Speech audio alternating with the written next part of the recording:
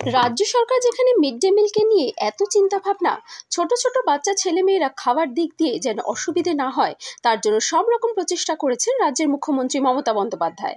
আর সেখানে পূর্ব মেদিনীপুর জেলার কাথি ১ নম্বর ব্লকের সাবাজপুর হাই স্কুলে মিড ডে মিলের খাওয়া অত্যন্ত নিম্নমানের অভিযোগ তুলেছে খোদ গ্রাম পঞ্চায়েত প্রধান রামগোবিন্দ দাস।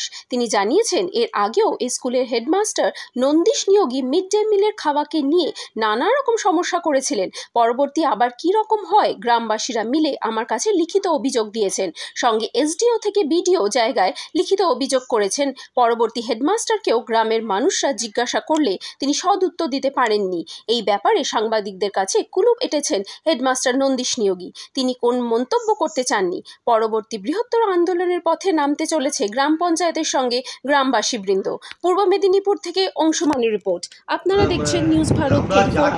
করছি কিংবা সম্ভব করি যে মিড ডে মিল আমাদের ছেলে মেয়েদের স্বাস্থ্যের কথা ভেবে তাদের সকাল থেকে বেরিয়ে আসার পর যে 5টা অবধি থাকা, সেই যে একটা তাদের যে একটা খিদার যে যন্ত্রণা, সেই মুক্তি পাওয়ার জন্য যে আমাদের মিড ডে মিল চালু হয়েছে এবং আমার মাননীয় মুখ্যমন্ত্রী একদম এটাকে গুরুত্ব সহকারে দিচ্ছে।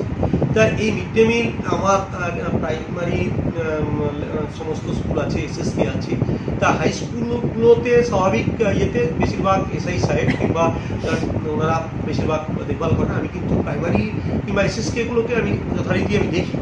আর দুই হচ্ছে এটা এরকম যেটা অভিযোগ যেটা হয়েছে, এর আগে আমাদের এরকম একটা ঘটনা ঘটেও ছিল। তা সেটাও তারপরেও যদি আমাদের প্রধান শিক্ষক মহাশয় কেন জানি না কেন উনি এটাকে আরও গুরুত্ব দেওয়া দরকার ছিল, তা উনি কেন গুরুত্ব দিচ্ছেন না আমি সেটা আমি নিজেও বলতে পারবো। সেক্ষেত্রে কি মনে হয় যে